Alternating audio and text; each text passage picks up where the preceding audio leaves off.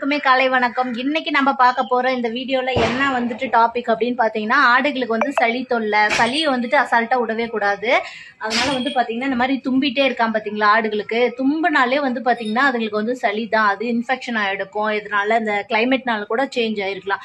அதனால நீங்க ஆடுகளுக்கு ஒருக்கா இல்லை ஒரு 3 டேஸ்னாச்சும் வந்து பார்த்தீங்கன்னா இந்த மெரிக்யூன் வந்துட்டு 5 ml வந்துட்டு ஓரலாக 20 kgக்குள்ளே இருக்கிற ஆடுகளுக்கு வந்துட்டு மெரிக்யூன் வந்துட்டு வாயலில் நீங்கள் சொல்யூஷன் கொடுக்கும்போது நீங்கள் வந்து பார்த்தீங்கன்னா 3 டேஸ் தொடர்ந்து கொடுத்தீங்கன்னா அந்த ஜலதோஷம் பிடிச்சிருந்து சளினால இன்ஃபெக்ஷன், காய்ச்சல், இந்த மாதிரி டல்னஸாக இருக்கிற ஆடுகளுக்குலாம் வந்துட்டு இது 3 டைம்ஸ் வந்துட்டு கொடுங்க. ஒரு 1 டேக்கு 2 டைம்ஸ் கொடுங்க, க்யூர் ஆகிடும். ஆனால் ஒரு ஃபார்மில் வந்து பார்த்தீங்கன்னா முக்கியமாக நம்ம இருக்க வேண்டிய ஒரு மருந்துன்னு பார்த்தீங்கன்னா இந்த மெரிக்யூன் வந்துட்டு பெஸ்ட்டு இருக்கிறதுலையே. இதுதான் வந்து அட்வான்ஸும் கூட.